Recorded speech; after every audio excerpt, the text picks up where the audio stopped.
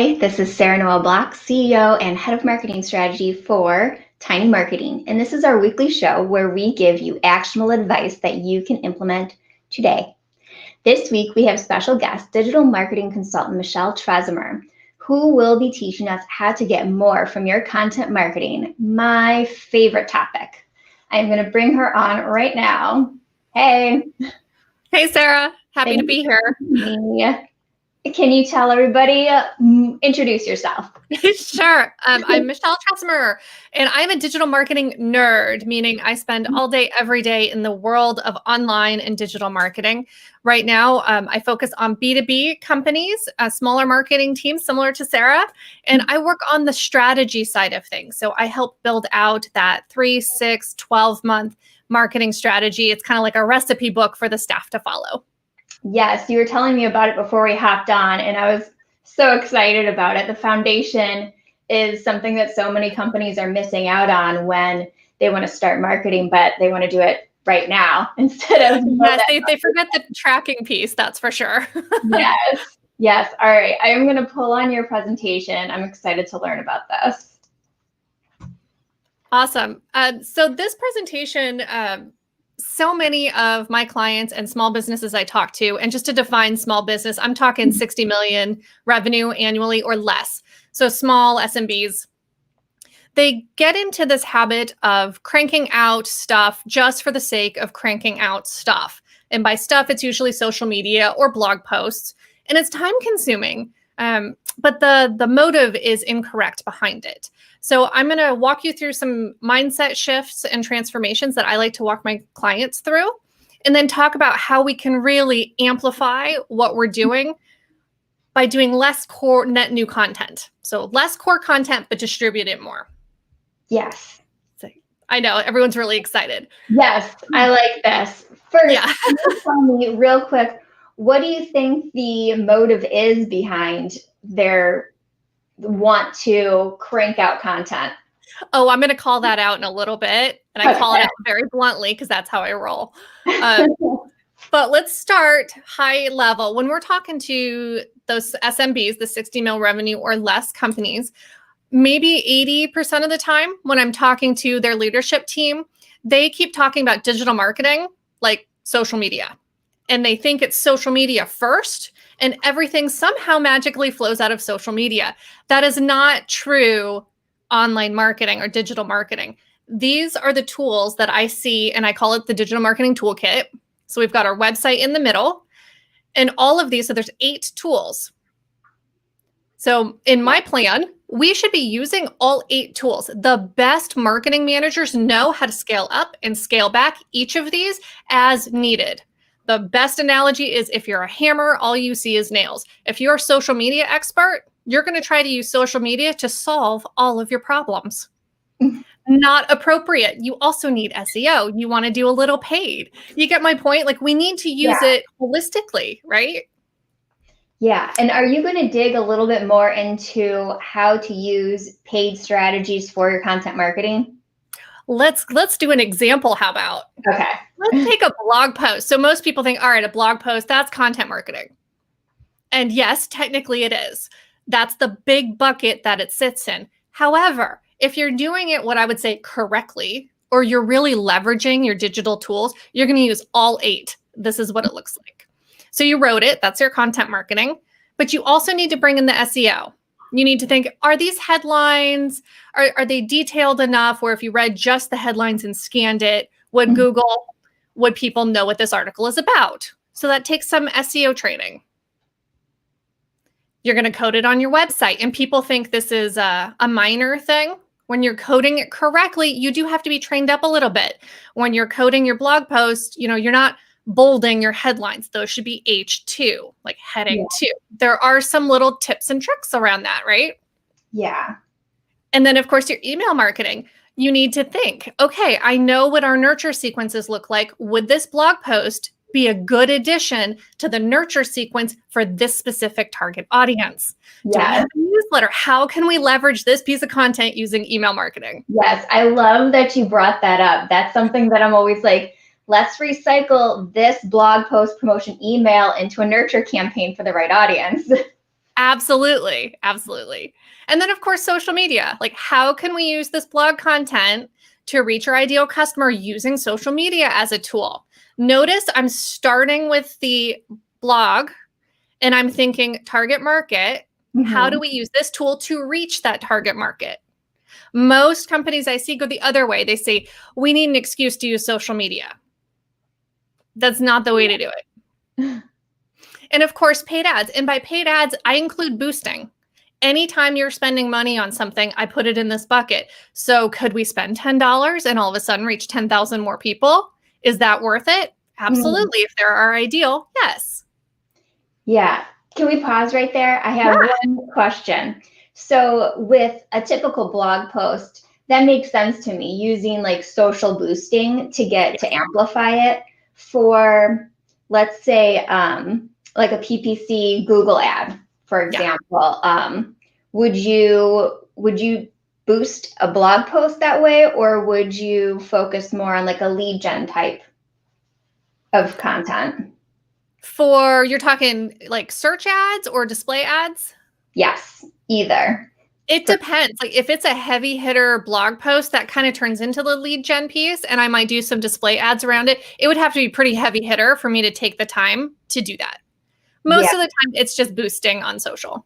Okay, so like a cornerstone piece would make sense, but otherwise boosting on social.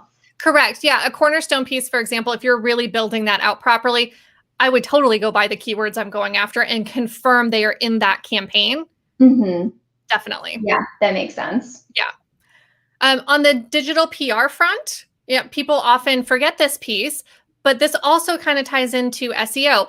Are there trade journals? Are there people who would love this kind of content or a slightly different version of it that you could crank out quickly?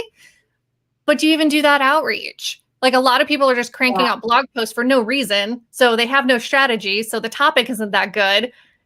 And then they never forget, they just forget to pitch it. A good way to also get people to pick those up is to quote them. Getting the right influencers to supply a quote in that blog post will definitely encourage them to pick it up and share it and post it on their own site. That is a great idea. Some of the best marketing teams I've worked with, their PR person is in on all of the content strategy meetings, and they can say, oh, such and such a publication is looking for this kind of content, and this particular editor is trying to do blah, blah, blah. So then we can start building. Yeah, it's super cool. But I mean, how many teams do you know that are that advanced? It's rare. Yeah, well, now I'm going to steal that idea because I do have a PR person and I'm taking that. Absolutely. Last thing on the digital PR front, if you want fun ideas, I've also seen it work really well before a press release is going to come out. So maybe 2 weeks prior, the PR person flags the social team. The social team goes out of their way to like, comment, share on that editor's content. So they are top of mind. I know, it's kind of sneaky. So when that press release hits, the editor has that company top of mind, right? And think, oh, they're doing some cool stuff. We should totally cover them. Yeah. I love that idea. And of course, the last one, analytics and tracking. We want to know what worked. Obviously, we don't want to spend a ton of time and energy writing blogs that are flopping. They're not getting views. People are bouncing on the page, worse than most blog posts. It's not resonating. Yeah. So question on that. Yes. How often do you think that you should be checking the analytics on a blog post? Were you just about to say that? No, it's such a tricky question. I like to say as often as you possibly can. For some businesses, it is not realistic to check more than once a quarter to get a litmus test for where their content marketing is. Some clients check it daily, and they need to. Yeah, that is a lot, though.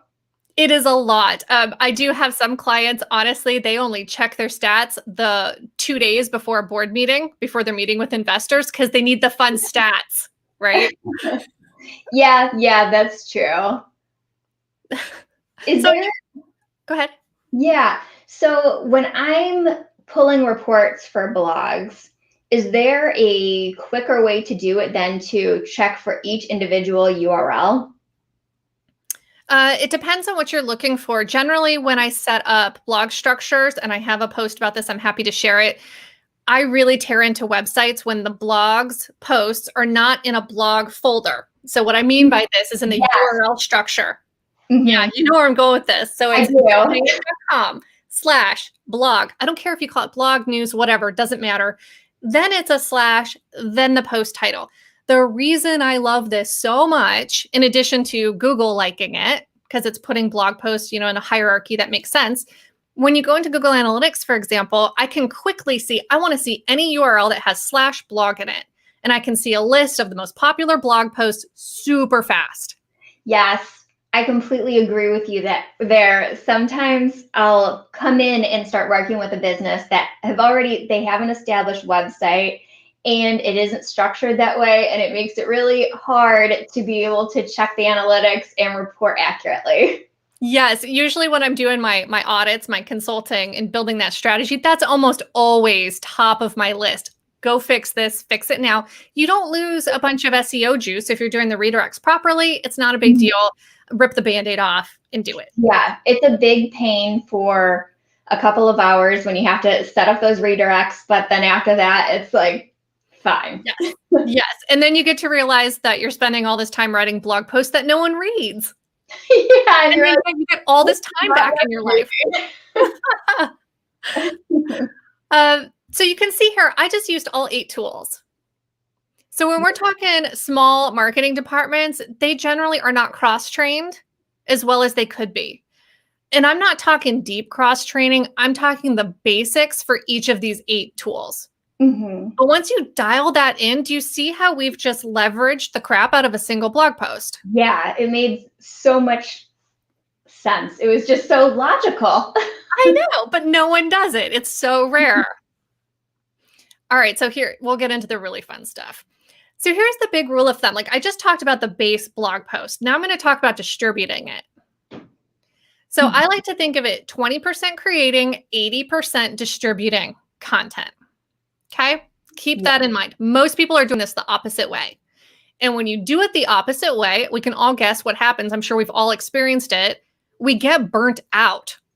Like we stop caring. We're like, oh my God, if I have to write one more blog post, I'm going to lose it. Yeah, it's exhausting. What do I write? And once you write so much stuff, you get bogged down and it's difficult to come up with that content calendar. Absolutely. And then what happens when you get burnt out for most B2B companies and teams like this, you stop doing it altogether. Like all of a sudden that second blog post a month just doesn't happen. And then it's, let's do one a quarter. Let's do twice a year. And then pretty soon you're not doing anything at all. Right. Okay. So here's the really fun thing. I like to do math because I'm a numbers person. So you could adjust these numbers any way you want, but I like to think of it as let's do less with more, or more with less, more with less. If we had 25 hours a month, okay, this is what I see most businesses doing. They try to do a blog post a week, and they maybe, if we're lucky, get 12 social posts promoting those 4 blog posts. That sound about right? Yeah. And these are nice blog posts. They're good ones, right? Like 6 hours. They're good. Long form. Yeah. Beautiful. Right. Again, burnout is going to happen very quickly, and you're not going to see many results from this. If you just do 12 social posts and you publish your blog posts, it's not enough eyeballs on it. Right. And I like to put my lazy hat on when I think of content. If I'm a lazy or busy person scanning websites, I need this to like hit my eyeballs and resonate very quickly. 12 social posts isn't going to do it. And anyone who thinks their customers actually go to their blog page and just browse for 30 minutes at all their it doesn't happen. People do not do that. It just doesn't happen. Oh. So here's the alternative. So I'm going to take those 25 hours and do this a different way. Let's do one blog post. We're going to spend a little bit more time on it with a little extra SEO juice or work, right? So that's one post.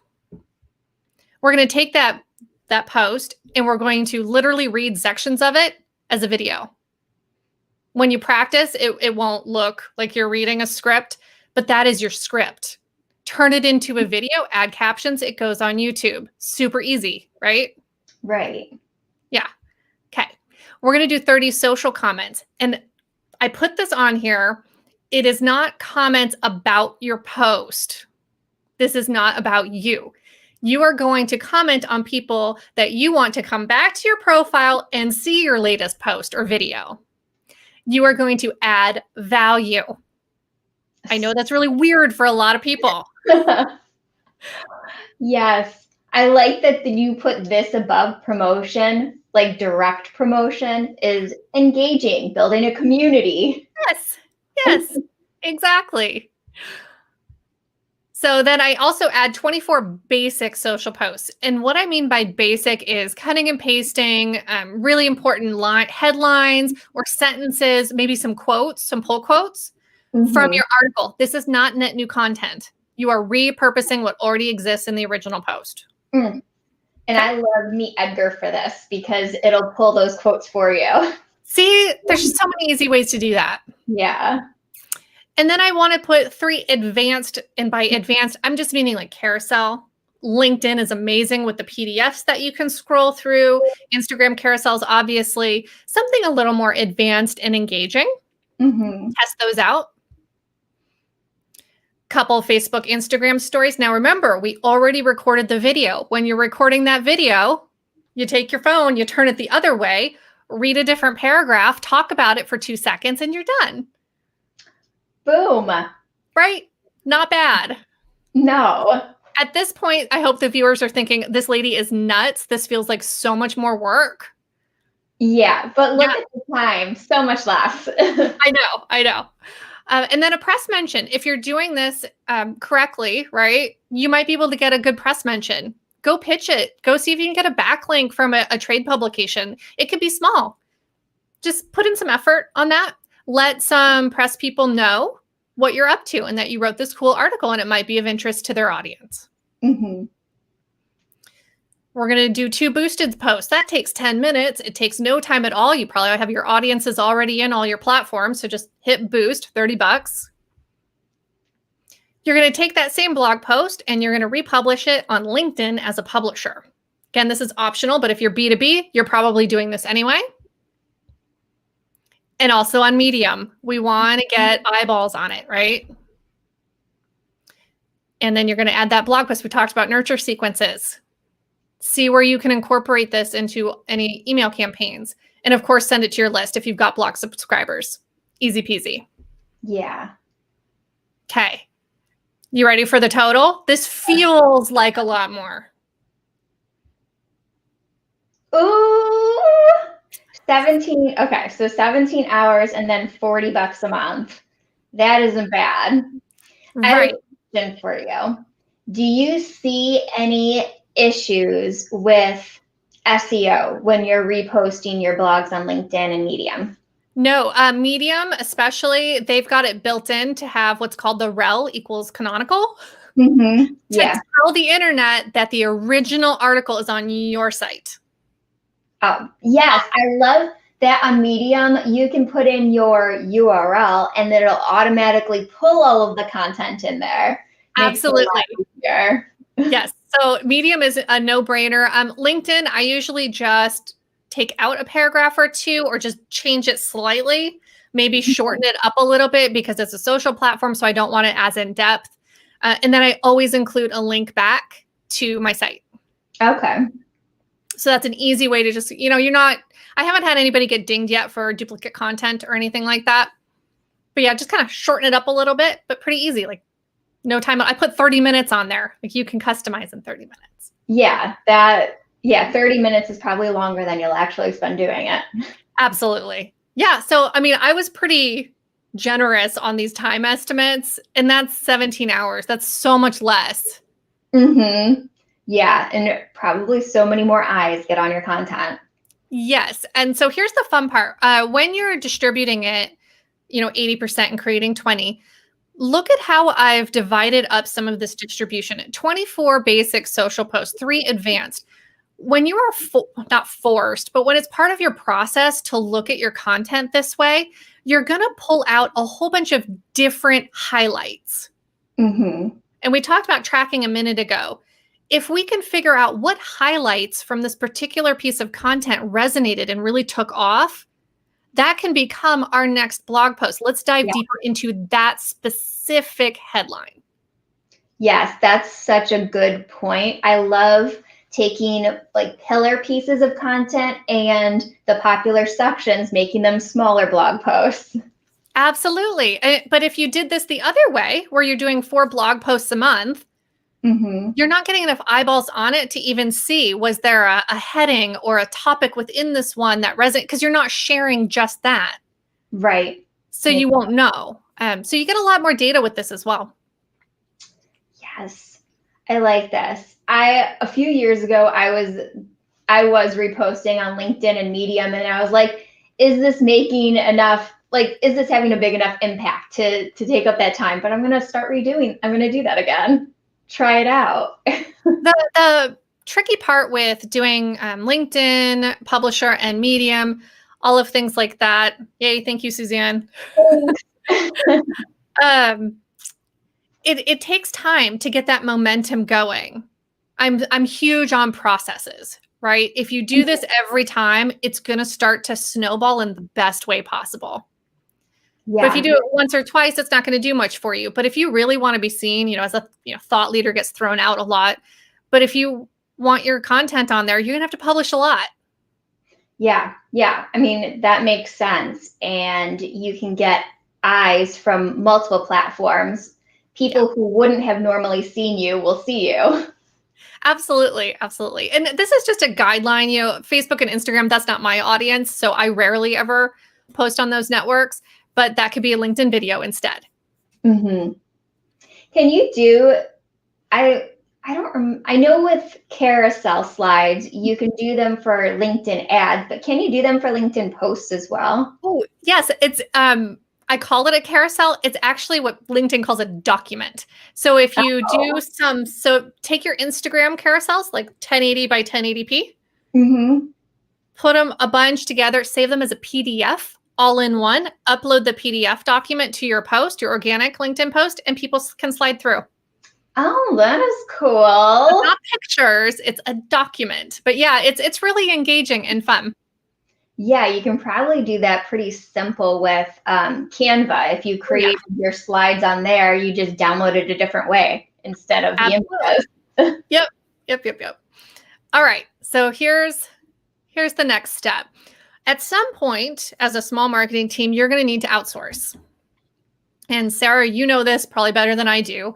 But outsourcing it's very tricky. And if you don't have solid brand messaging in place, or you're a little waffly on who you're targeting, or you're at all unsure, it's incredibly difficult to be happy with the products you get back from outsourcing. Because if you are unclear to the person you're hiring, they're not going to give you back anything clear. Yeah. Okay. So hear me out on this. When you're starting and you're getting big enough where you're getting a little overloaded and you need to get stuff off your plate, the stuff here in black, you should do yourself. Okay. A blog post, the video, the 30 social comments for now. That is your original content. That is going to be the exact flavor of your company that you want represented. All of the stuff that is grayed out, not a single one of those is net new content. So if you start with really good, high quality blog post video, you can hand that off to someone else and they can use their expertise to distribute it for you without worrying about micromanaging, editing what they've done. Like, you should not be touching it. Yes. And with the elements that are grayed out, you could hire a virtual assistant to do those elements. You don't need someone who is a specialist. Absolutely. Yeah. I mean, if you have your style guide set and maybe some templates in place, absolutely a VA can do this for you. The tricky part is people get real excited when I mention VAs and they try to outsource all of this before they're ready. Yeah, and then it doesn't meet their voice. It doesn't add value to their ideal customer. They might not even know who their ideal customer is yet. Right, which is why it's so important before this step to hire like a Sarah, right? You, to help them work through these things to make sure they're actually going to, get some return on this investment. Yeah. Okay. So I'm going to tear into B2B breakdown a little bit because this looks good. Like there is, I don't know about you, Sarah, but this looks like a solid plan, It right? does. Yeah. Let's do more with less. Great. But I'm going to tell you why it doesn't work, at least with the clients that I've worked with. I'm going to tear into leadership just a little bit. It You're usually the leadership. I know. Sorry. This is what it looks like when it breaks down. I'm sure these look really familiar. Our board meeting is coming up. We need to show how many blog posts we've published. Not kidding. That is a metric on way too many board reports. It's just the number. There's no results. There's no, this is how many people viewed it or how many customers we got from it. It's just, they want to know we're doing something. They don't really care what, it's just something. Yeah. The second one, why aren't we blogging? And you could replace blogging with literally any other of those 8 digital marketing tools. Why aren't we doing Twitter? Why aren't we on TikTok? I've heard that one. We should be doing this. Our competitor is doing something, so we should be doing it. Again, the focus is on the thing, not what you're trying to accomplish. Right. And then the last one, I've heard it. The kid who mows my lawn said I need to be on blah, blah, blah. You're like, okay. Right? So it's all about the thing. And it's tricky when leadership or management doesn't understand what these tools are or what they can do. They just think to ask for a hammer. Mm-hmm. They don't really care what the hammer is used for or what it does. They just want to be able to tell someone above them, hey, yeah, we have hammers. We're using hammers. Yeah. Yeah. You really need to have your goals established first and then reverse engineer it. How do you reach those goals? That is correct. Yes. Okay. So here's where the big mindset transformation has to happen from the top down. It absolutely has to shift from I want to blog to how can we best reach our ideal customer? Mm-hmm. That is the question. If we can keep leadership and management laser focused on that ideal customer, we're going to get to, it gets me so excited because it's like a kid in a candy store, right? If you open up and take the weights off of the staff so that we can use the tools we know are going to accomplish this goal, the sky's the limit. Like we could go all day and it's super fun. And all of a sudden our jobs don't suck anymore. Yeah. And at the beginning of it, you might not know the best way to reach your ideal customer. So you could just do some A/B testing, try doing video, webinars, blogging, see where your analytics are showing you that customers are converting or people are responding and engaging. Isn't that so much more fun than, oh, let's do a blog post? Well, why are we doing a blog post? No one reads it anyway. Oh, well, we have to. Do you see how the energy is completely different? Mm-hmm. One is so exciting and energizing. And the staff on that second one, how can we best reach our ideal customer? If that is your focus, you're going to come up with so many fun ideas on how to reach them instead of being stuck on, how are we going to write yet another blog post about the same damn topic we've written about 30 times? Yeah, I completely agree with you. Yeah, it's a huge transformation shift. So again, if you just want to do the thing, so if your boss says we need to do a blog post, it's going to look like this. It's going to be vanilla. It's going to be boring. And I don't know how long you're going to stay at a job like this, but not long. Like that just sounds awful. But if you get to do all this cool stuff and get better, professionally and play on all of these different platforms and use all these different tools, then you're going to get some serious reach and you're going to start to innovate the way that your marketing department operates. Yeah, and you can use the information that you're gathering from these elements to see what your audience is really responding to. Like, let's say your video got a lot more traffic than your blog post, then maybe you'll want to focus more on like long form videos, webinars, live streams like this. And then, you could write a blog post off of that, but focusing more on the video. Oh, that's an excellent point. I think of the blog post and the video as interchangeable. I don't care which one you start with. A lot of my clients, they call themselves not a good writer. It really stresses them out. So we start with the video. We use rev.com and we transcribe it. And it's they do a great job on transcriptions. And that becomes the blog post. You add some headlines, zhuzh it up a little bit, and you're good to go. Doesn't matter which way. But to your point, if we are not doing all of these, we have no idea what works. No, we don't. And that's what I do too. Like these live streams, this live stream will become an article. It'll become a blog post that then I will do all of these things with. Yep. And then I'm going to be famous and get to retire. It's beautiful. Exactly. It's going to be a beautiful thing. Okay. So my big takeaways on this, learn your digital tools. I think there's like 8 big buckets. I mean, if you dive in, there's so much more, but I like to put them in the 8 big buckets. Learn what they each can do. Play with them. Have a little fun. Choose which ones you're going to use to engage with your audience. And Sarah, you made that excellent point. We don't know what's going to work until we try it and try it consistently for some time. So if we post all over different platforms, that's going to help us determine. Yeah. And then, of course, it's the right tools and rinse and repeat. Yes. With marketing, you really have to think like marketing is a lot of testing, and it's like fail. All right. Tweak, fail, tweak. Oh, this is a success. And then you find the thing that works and you can, make it part of your system. Can we talk about that a second? I think you just chimed. That is just brilliant. Another huge issue I see is when they test, but they don't really test it. They'll spend $200 on a LinkedIn ad and call it a fail. and then they just write it off. And they write it off for years, like 5 years down the line. Oh, we tried LinkedIn ads. They don't work. It's like, no. Yeah, you have to tweak your ads too to see if they work. Like what works best for them. With LinkedIn ads too, there's so many different ways you can put them together. There's like with different goals and different audiences. So you have to try those out. Right. For all of these channels too. It's just not one post. It's consistent for a long time. Everyone thinks digital marketing is so fast, like a speedboat, but it's more like a tanker ship. Like it really does take time to get momentum and get that return on our work. It's just not fast. PPC could be argued it is pretty quick right out the gate because you do see some results, but we all know it takes time to optimize.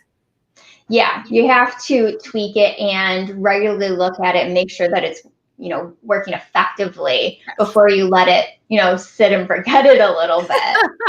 Absolutely, yes. So if you take away one thing, if you forget everything else, try to spend your time 20% creating, 80% distributing. Try to keep to that metric.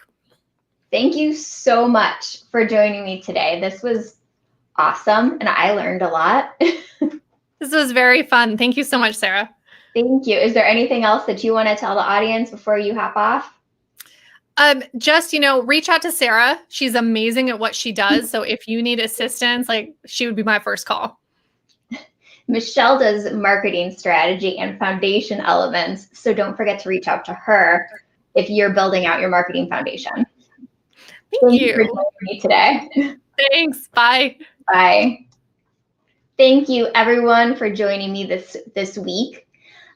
Next week, we have Dariana Lozano, and she is going to teach us how to create a social media strategy around a campaign launch. So don't miss it. We'll be on YouTube, LinkedIn, and Twitter at 11 a.m. on Friday. And before you go, if you enjoyed this show, you'll want to do a couple of things.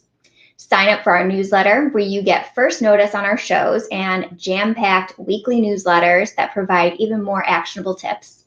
Go to sarahnoelblock.com/newsletter. Click like and comment on this video to promote it in your feed so more people can see it. And subscribe or follow wherever you're watching it right now. Thank you for joining me. Bye.